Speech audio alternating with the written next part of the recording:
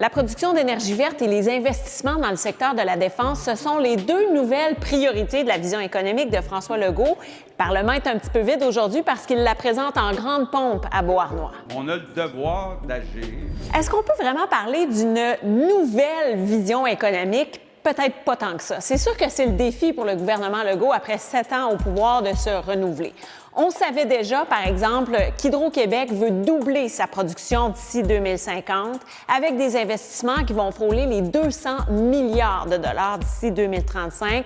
La société d'État, c'est un peu la colonne vertébrale de sa vision, en fait. C'est l'avantage compétitif du Québec.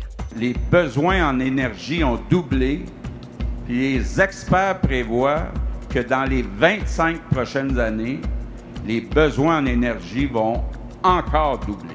Et pour des investissements dans le secteur de la défense, ça fait quelques fois qu'on en parle. Le gouvernement veut aider, par exemple, Bombardier, CAE, le chantier naval Davie à obtenir des contrats parce que l'Union européenne promet une pluie de milliards de dollars pour renforcer ses armées. Tout le monde cherche des minéraux critiques, puis nous, on les a tous. François Legault ne s'en cache plus, il veut être le plus interventionniste des premiers ministres des dernières décennies. En fait, c'est sa doctrine économique.